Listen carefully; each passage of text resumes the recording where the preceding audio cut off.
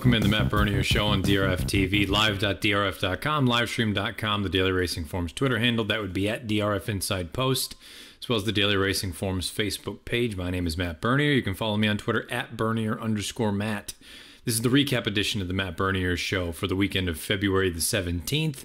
As you can see, this is not the studio in New York.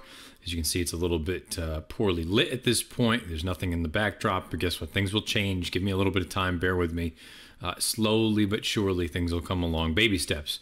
Got to learn to run or walk before you can run. You know what I'm trying to get at there. If you listen to this thing podcast, which is the only way that you can listen to it this week, YouTube, SoundCloud, iTunes, video.drf.com. We'll go over some 3-year-old races as far as the in-depth recaps are concerned, including the Risen Star, the Southwest, the Rachel Alexandra, and the El Camino Real Derby. Then in the montage, we'll have a number of stakes races that happened this past weekend that, just for a number of reasons, technological issues, we'll just kind of go through those briefly, have a couple of sound bites in there as well from folks down in Hot Springs, Arkansas, thanks to Mary Rampellini, and then we'll also give you the weekend's best buyer speed figures, as we always do here on this show. Let's dive into the Risen Star. The Risen Star was a field of 9 3-year-olds down at the fairgrounds. Going a mile and a 16th, you had Instilled Regard, who was the winner of the Lecomte. He was coming back. You had the runner-up, Prince Guilherme. For Steve Asmussen, also coming back in this spot, they figured to take a World of Beating in here. You also had Todd Pletcher send in what we could argue to be his B or C string, that being Noble Indy making his stakes debut. And ultimately, those were the 3 that ended up being the choices in here. However, none of them got the job done, as you can see by the payouts here. Pravazzo for Dwayne Lucas, the coach, gets the job done, 21-1 on top. Pays $44 to win. The number 4 Snapper Sinclair, another one of Asmussen's charges in this spot. He runs second. He went off at a crazy price at 41-1. He never should have been that high. He pays $26.60 to place. And the number 2 Noble Indy, as we talked about for Pletcher, $4.20 to show. The $2 exacta comes back $603.40. The $1 trifecta comes back $1691.20, and the 10-cent superfecta $7425 with Instilled Regard rounding things out, $418.28. Bravazzo is a 3-year-old colt by Awesome Again out of a C's Tizzy mare named Tiz O Gold. This is an interesting horse, again, owned and bred by Calumet. You see Wayne Lucas is the trainer. He's 3 of 7 lifetime. He's over $426,000 in career earnings. Wayne Lucas had some things to talk about this horse and to say about this horse, and Mary Rampellini was the one to get the audio. Here's that clip. Not only do I think he's a real genuine horse that tries hard, and it showed that up in the Risen Star, but I analyzed his pedigree a little bit. I didn't realize that he had that much distance pedigree. He's got some tactical speed, but when you get into that C's Tizzy pedigree and the slew of gold on the bottom side, there's a lot of distance there, coupled with, of course, the sire, which we know gets, 2-turn horses. So I think we'll go back at a mile and an eighth, 100-point race in Louisiana Derby, and see how it turns out. You heard the coach talk about how on the bottom half of the pedigree, everybody knows that the Awesome Agains want to run long, but on the bottom half, and that C's Tizzy sort of pedigree side of things, you get a little bit of stamina influence. Bravazzo, there's no reason to think that he can't take a step forward here. He really hasn't done a heck of a lot wrong. He earns a 93 buyer speed figure, winning the Risen Star. I think this is kind of one of those interesting spots where it flatters a horse that didn't even run, and that's Free Drop Billy, who in turn flatters the horse that beat Free Drop Billy in Audible. Maybe I'm making too much of a reach here to try to make a case or a point for one of these horses, but Bravazzo was no match for Free Drop Billy as a 2-year-old in the Breeders' Futurity at Keeneland. We've seen what Free Drop Billy has come back to do. He ran a good second, most recently down at Gulfstream Park, and behind Audible. And Audible, we know what he's capable of, apparently, on his best day for Pletcher. So I think Bravazzo's a nice horse, and in a weird way, this kind of flatters the form of those South Florida horses with Free Drop Billy and Audible. As far as Snapper Sinclair is concerned, I thought he ran very, very well. It's a tough beat if you had him at 41-1, and again, that exact at 21-1 over 41-1 seems like it's a little bit on the light side, but I think this is a nice horse for Steve Asmussen. I don't know if he's a superstar. I also don't know if distance is his friend. I know he's still, it looks like he improved going from a mile 70 out to this mile and 16th, but at the end of the day, I still kind of feel like he is going to be a flat miler, maybe a 1-turn miler. If you could give me a horse for the Pat Day mile right now, possibly Snapper Sinclair would be the one, but they have no reason not to go on to a race like the Louisiana Derby with this horse. Noble Indy, again, Pletcher's B or C string. This was a good enough effort. I would imagine they're going to be pointing toward another graded stakes try with him. Maybe he goes right back for the Louisiana Derby. There's no reason to think that this is a race that was so poor or so underwhelming that you wouldn't go on with him, considering he's light on experience and this was his first time out of state and his first time kind of stepping up his game.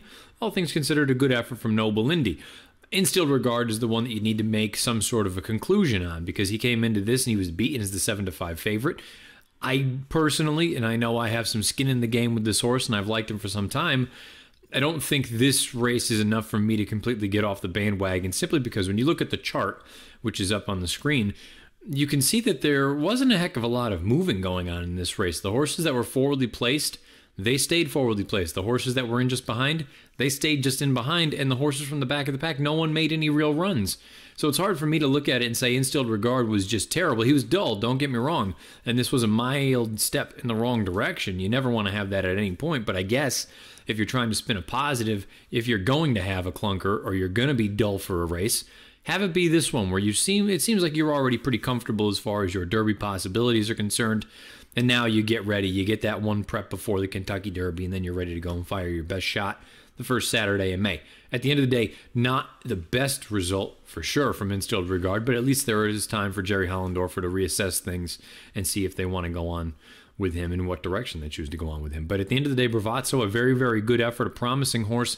The Wayne Lucas barn continues to heat up. He gets the job done in the Risen Star, earns a 93 Beyer speed figure. Main event at Oaklawn on President's Day Monday, the Grade 3 Southwest Stakes for 3-year-olds. Mile and 16th on the main track, on the wet main track. This was the field. You had 10 3-year-olds signed on. Bob Baffert, well represented. He had the favorite in here come post time. That was Mourinho. He went off at odds of 6-5. He was likely the one to catch. He was certainly the one to beat. Did he prevail? Vic Stauffer with the call. To run up after him in second. Combatant has circled and passed several horses, and here comes Combatant in the center. He's got a chance as Marinho has to work to the final furlong. My Boy Jack suddenly emerges through from the inside. Marinho's gone, and My Boy Jack has ridden the rail to the lead for Kent DeSormo, and now he's suddenly 3 in front. Combatant is second. My Boy Jack suddenly runs away and wins the Southwest. Mourinho goes down. My Boy Jack goes up the wood and gets the job done in the Southwest Stakes. Pays $19.60 on top. Combatant, another good effort for Asmussen. Another good 3-year-old for Asmussen. He runs second, $6 to place. The number 2 Sporting Chance for Wayne Lucas off the long layoff. A promising enough effort, $5 to show. $1 exacta, 110 comes back $50.90. 50-cent trifecta, 110.2 comes back $159.35. And the 10-cent super comes back $68.64. This is an interesting runner here, My Boy Jack. You don't know what to make of him just now. He's owned by Don't Tell My Wife Stables and Monomoy Stables, LLC. Trained by Keith DeSormo, ridden to victory by Kent DeSormo, and bred in Kentucky by Brereton C. Jones. And pedigree-wise, you can see at the bottom of the page, it's by Creative Cause out of a mineshaft mare named Gold and Shaft. Look, he's a nice horse. He earned a 93 Beyer here, did My Boy Jack. He's 2 of 8 lifetime. He's earned over $425,000 in career earnings. The big problem with any of the horses coming out of the Monday day of racing down at Oaklawn anyway is that rail was about as good as you're going to find in horse racing. And I'm sure all of that had to do with the wet track. But my goodness, you want to talk about if you weren't on the inside, you basically had no chance to win. And when I look at a horse like My Boy Jack, predominantly a turf horse, on the wood the whole time, may have just really relished the wet going. And I'm not suggesting that that's why a horse like Mourinho lost. We'll get to him momentarily. But I can't help but look at it and think maybe these are part of the reasons that My Boy Jack was as impressive as he was with that 93 Beyer, the way that he finished and powered home. Or if you want to look at it on the positive side of things and say maybe this is just a horse that he needed one off the layoff. He ran into a really good one in McKenzie. We know McKenzie is one of the top 3 or 4 3-year-olds that we have right now. And he was supposed to take a step forward here in his second start off the bench. If you want to take that spin, hats off. I'm not going to argue with you. But at the same time, there's a part of me that's still skeptical. I look at it and say, wet track, gold rail, predominantly a turf horse. You wrap all that up. I want My Boy Jack to prove to me at least once more that he can do that on fast dirt, let alone we know that he can do it on a sloppy track. Prove to me that fast dirt is going to be just as good and that late kick is going to be just as potent as it was here on Monday afternoon. combatant. Another good effort for Asmussen. At some point, I think there's going to be a race for him. He was wide throughout. I thought it was a good effort, especially if you believe that the inside was gold, which, I mean, again, anybody that watched those races, seems like inside was certainly the place to be. The third place finisher, sporting chance for Lucas. Lucas's barn is really rolling right now, starting to warm up. I think this is an interesting horse. I don't know, again, how far he really wants to go, but considering the injury layoff, considering that good 2-year-old form that he had, there's no reason to think that he can't move forward in his second start off the bench. I would imagine likely the Rebel Stakes at Oaklawn. Mourinho's the one that you need to make a decision on here coming out of this race. Beaten is the 6-5 favorite. To me, the way that he moved for the first 3/4 of this race, it wasn't the racetrack. It wasn't anything other than, I don't think he wants to go this far. I've always been a little bit skeptical about how far ultimately he wanted. I think a mile flat is okay for him. Probably not ideal, but okay, doable. To me, he is ultimately a one-turn kind of horse. Maybe you get him in a race like the Pate Mile. Maybe you get him in a race like the Woody Stevens. And down the road, maybe you're thinking the Alan Jerkins up at Saratoga. Maybe end of year, a race like the Malibu at Santa Anita. He's a very talented horse. No one's going to argue with that. But at the same time, as these distances continue to get longer, I don't think that's a good thing for Mourinho. The good news is, if you're Bob Baffert, you got plenty of good stock. You got plenty of good horses, particularly the big one that burst onto the scene this weekend. There's a 3-year-old. We'll talk about him at the end of the show with the weekend's best buyers. But the winner of the day, my boy Jack for the DeSormo boys, a very good effort, albeit with some things in his favor. 93 buyer speed figure. The El Camino Real Derby was another Kentucky Derby prep this weekend. Offered 10 Kentucky Derby points to the winner. This is the field. You had a field of 9 signed on, and ultimately it was a scenario where, you could have gone a couple different ways. Your post-time favorite was actually the filly taking on the boys coming up from Southern California from Michael McCarthy. That was a filly named Pave. She was a slight favorite over Choo Choo in this spot. Paved was a nice horse on turf. Usually you can see that transition from turf to synthetic work very well, particularly over a synthetic surface like Tapeta. Let's find out how it worked out. Matt Dinnerman with the call. It's the one to beat as they turn them in. The filly Paved second. Choo Choo is third and struggling as they come to the furlong pole. Here's Paved on the outside of Muggeritz, and she takes command with a furlong to go. It's Paved in front. Muggeritz is second. Coming late is Blended Citizen. Paved has to go another 100 yards, but it looks like she's going to do it. And Paved has defeated the boys in the El Camino Real Derby under a beautiful ride by Drayden Van Dyke. Paved gets the job done in the El Camino Real Derby, pays $6.20 on top. City Plan runs second, $7.40 to place, and the number 2 Blended Citizen, $5 to show. The $1 exacta comes back $25.60. $1 trifecta, $152 comes back $160.90, and the $1 superfecta, $1529 comes back $597.80. Paved is a 3-year-old filly. She is by Quality Road out of a Cozine mare named Sermione. She's trained by Michael McCarthy. She's owned by Segler Racing LLC and Eclipse Thoroughbred Partners. She was bred by St. George Farm LLC in Kentucky, ridden to victory by Drayden Van Dyke. She's 2 of 4 lifetime. She's won 2 in a row, and she's over $104,000 in career earnings. A good effort from Paved. She earns an 86 buyer speed figure in this race, but pump all the brakes. No aspirations for the Kentucky Derby despite the qualifying points that she earned in this spot. There is discussion that she could try dirt in the Santa Anita Oaks down at Santa Anita Park, obviously, against the girls, the 3-year-old girls. There's also talk that the next start could be back on the turf in Graded Stakes Company in the Providencia. Both of those races are on the same day. I think this is a very, very talented filly. I think it's the smart move not to continue on and not to get any kind of crazy ideas. But at the same time, I think it is interesting to consider. Let's find out if she can step on the dirt. It is worth noting she's still not graded stakes.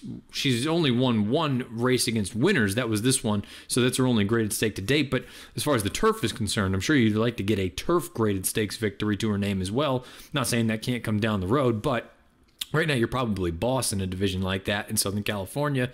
How many opportunities are you going to get like that? But again, at the same time, how many opportunities are you going to get grade 1s where you've got a sharp horse, you know that she's talented, but you may have to take on the likes of a Dream Tree or a Midnight Bisou or someone else like that comes along.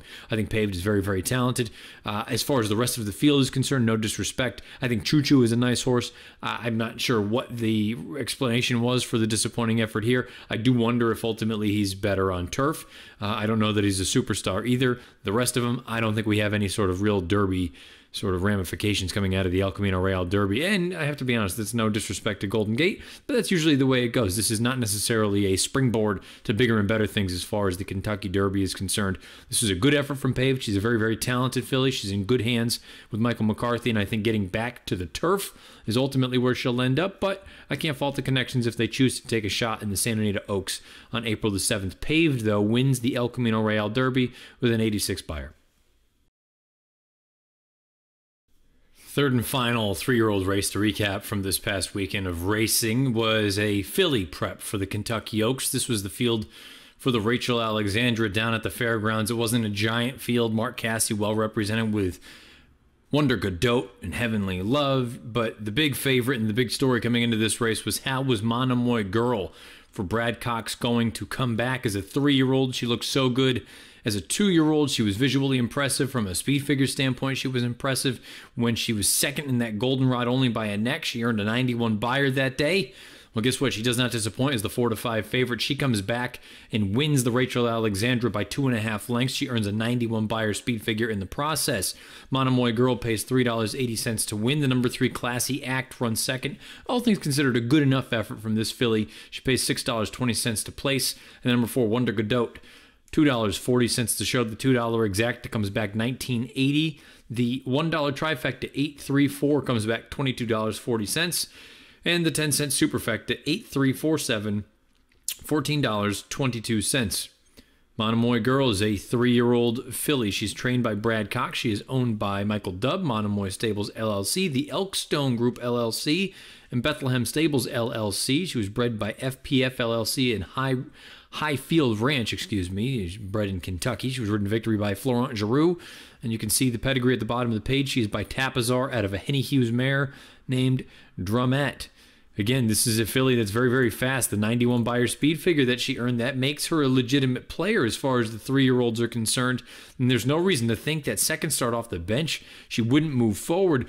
Generally speaking, it seems like West Coast has been boss as far as any of the 3-year-olds are concerned, male or female. They go out there, they're just faster than everyone else. They can ship around, they can win races.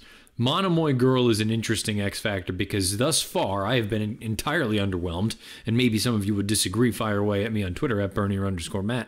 I've been entirely underwhelmed with any of the other 3-year-old fillies outside of 2 horses, Dream Tree and Midnight Bisou, and those are the 2 that have run against one another, and they're only separated by about 2 noses. So finally, when a horse like Monomoy Girl shows up and runs as well as she does, a little bit greenly down the lane, she shied away from the whip a couple times, but she was never in danger of losing. When she shows up and looks like there could be that next sort of forward move for her when she kind of puts it all back together, second start off the bench, and possibly even with more distance. And she also showed an incredible different sort of running style. She was always forwardly placed as a 2-year-old. Now she's coming from out of the clouds in this race, and she never looked like a loser at any step. Monomoy Girl could be an interesting one here. Again, she's in good hands with Brad Cox, Florent Giroux, tremendous rider. I think you got a lot of good things going for this 3-year-old filly. Again, she's by Tapazar out of a Henny Hughes mare. No reason to think that Monomoy Girl can't continue on. The other horse that I'd like to touch on coming out of this race anyway, Wonder Godot. Wonder Godot has, I don't want to say disappointed, but I think some people have been disappointed in her efforts since she's come back as a 3-year-old. Both of those races down at the fairgrounds. To me, it's hard for me to be disappointed when all along I think she's been doing the wrong thing. To me, she is a turf or a synthetic filly through and through. The fact that she ran as well as she did in the Breeders' Cup Juvenile fillies, hats off. She was a quality filly, and maybe she was a little bit ahead of the other girls at that point. Now, to me, it's very clear that she's not a dirt horse. You get her back to the turf, I think you're sitting on a serious 3-year-old filly for grass. Possibly you're thinking races like the Belmont Oaks. Maybe you've got to prove that you belong there before we get too far ahead of ourselves. But I think it's kind of obvious at this point that this is not her game. Dirt is just not the same. She is built on that nice turn of foot. When she won that race at Aqueduct, the Demoiselle, a lot of that had to do with it being run like a turf race. They went 53 seconds to the half mile and they sprinted home. Look, anybody can do that, particularly the turf horses. I think you get her back to the grass. I think that's the surface that she wants all along. She's been underwhelming thus far as a 3-year-old on dirt. If she gets back and makes that surface change, I'll be very, very intrigued by her. I am very, very intrigued by Monomoy Girl. She is victorious in the Rachel Alexandra, earns a 91 buyer speed figure doing so. Now, again, I touched on it at the top, and I apologize again. The lighting, far from ideal. Normally, we would go over a number graded stakes races outside of just these 4 that we quickly touched on.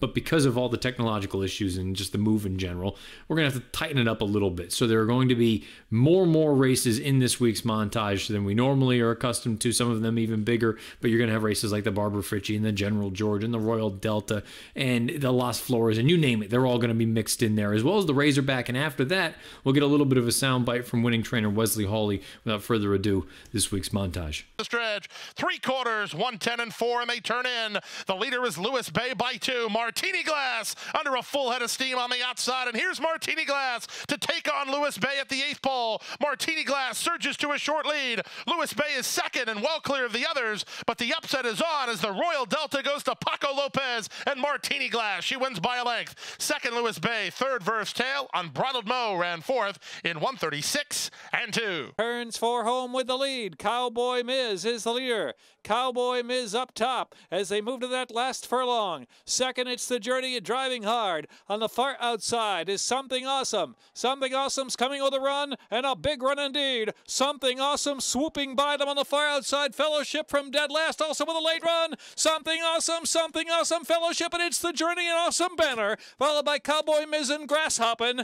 Burned on the far outside, tries to pick up a share, and they're into the stretch in the Barbara Fritchie Stakes. And Ms. Locust Point is put to a drive. She's got a 4-length lead, drifting over to the inside now. In second is Moiety, then Burned in third. Ms. Locust Point extended by George Vargas Jr. Ms. Locust Point, she's on point once again, and she'll win the Barbara Fritchie all the way. A win by 5. Lurking 2.5 lengths behind them third. Selcourt Kanaya tries to battle gamely on the inside, and they're 2.5 still in front of Sky Diamonds. It's Selcourt on the outside, having to work to shrug off Kanaya, who is defiant on her inside. Sky Diamonds has the last shot at the pair. Selcourt, Kanaya, Sky Diamonds coming. Selcourt in front. Selcourt wins from Kanaya with a head to Sky Diamonds, clear of just a little hope. Arm stripes in the brown and white colours. Top of the stretch, Juno from Sassy Little Lila, Thundering Sky, Fault getting up on the inside,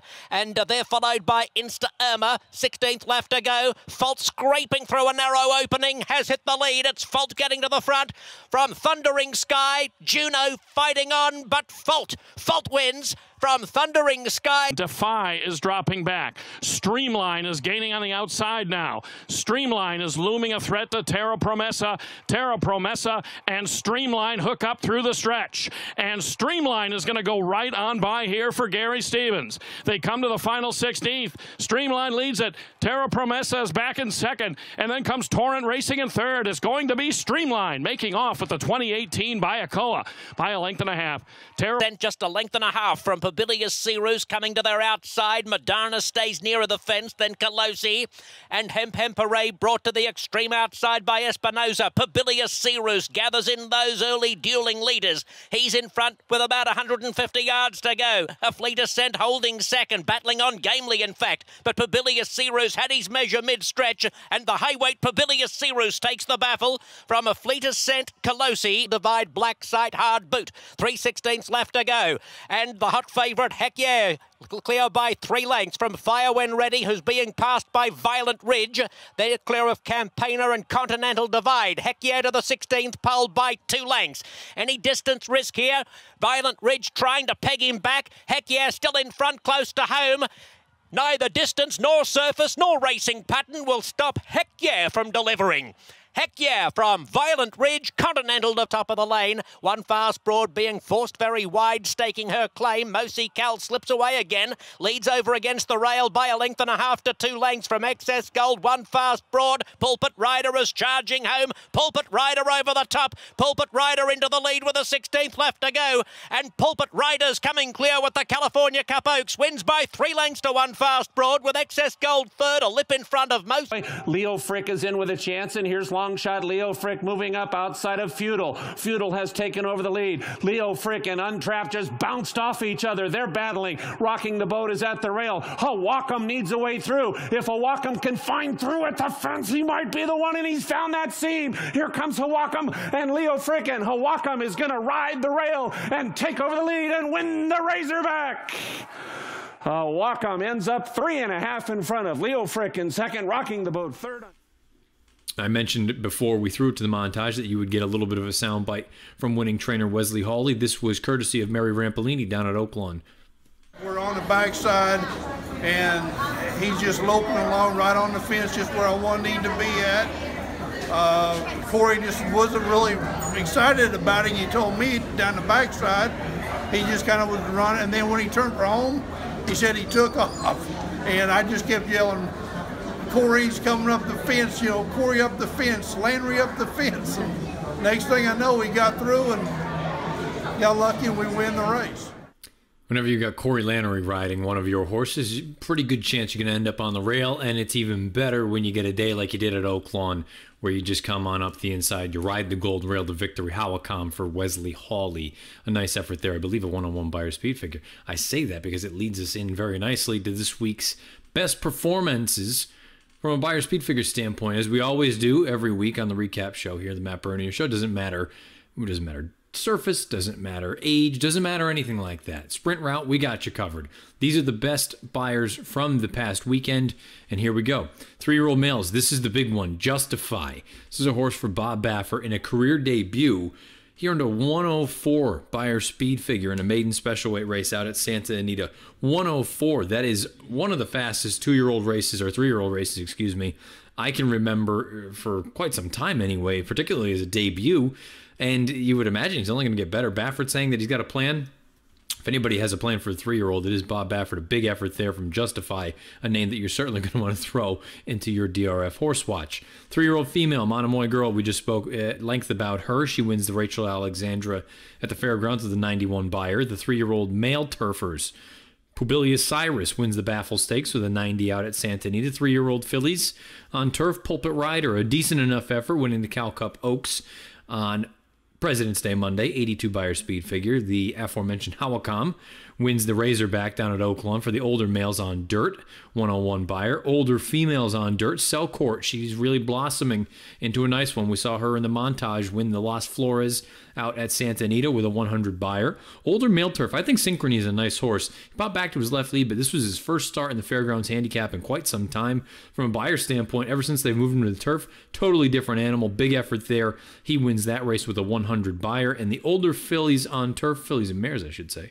on turf, Fault, 96 buyer, winning the Buena Vista out at Santa Anita this past weekend. There they are, the weekend's best performances from a buyer speed figure standpoint. We give them to you every week here on the recap edition of the Matt Bernier Show. Let's take a look and see what is to come this week on DRFTV. Again, this show is getting up a little bit late, so some of these things have already come and gone, but you obviously have always your DRF bets races of the day throughout the week. Saturday, you've got some good stakes action on tap. We'll have previews of the Hal's Hope down at Gulfstream. We'll have the Daytona, which is the Saturday DRF bets race of the day. That's going to be going down the hill out at Santa Anita. Thursday, you will have the Weekend Warrior, Mike Watchmaker. You'll have updated Derby watch videos. You'll also have the 1-year anniversary of Out of the Gate as Daily Racing Form Weekend Handicapping Preview Program. Illman, myself, Beer, Nicole Russo, David Aragona, Jonathan Kinchin, Peter Thomas Fornatal, you name it, everybody's involved. Big stuff going on. 1 year in the books here for Out of the Gate. You'll also have DRF Bet spot plays, all that and some more. DRF TV this week. You can find all that on video.drf.com as well as the Daily Racing Forms YouTube channel. I know I've said it 3 or 4 times already, but bear with me here as I just kind of get this thing going. We're going to work out the kinks. It's not going to take too long, but just for the time being, and again, it may not look phenomenal, but throw some stuff up back here. We'll work on the lighting. Normally, I won't be recording this kind of thing at night, and everything will be good. The weekend also just threw it off a little bit with the holiday racing on Monday. But if you normally watch or listen to this thing in its normal live block, that's going to be on Tuesdays on live.drf.com as well as livestream.com, the Daily Racing Form's Twitter handle at DRF Inside Post, or the Daily Racing Form Facebook page. That is at noon on Tuesdays. Thank you for doing so normally. Most of you, though, listen to this in the podcast form, and you have that on YouTube, SoundCloud, iTunes, and video.drf.com. You can follow me on Twitter at Bernier_Matt. Again, apologies for these little hiccups, and probably wasn't the cleanest show on my part of things. I apologize. I'm sure the boys back in New York, they're taking care of this thing from a production standpoint. Craig and AJ, thank you for doing so. Until we speak again, which will be for Friday's preview edition of the Matt Bernier Show, good luck wherever you're playing, whatever you're playing, however you're playing. Talk soon.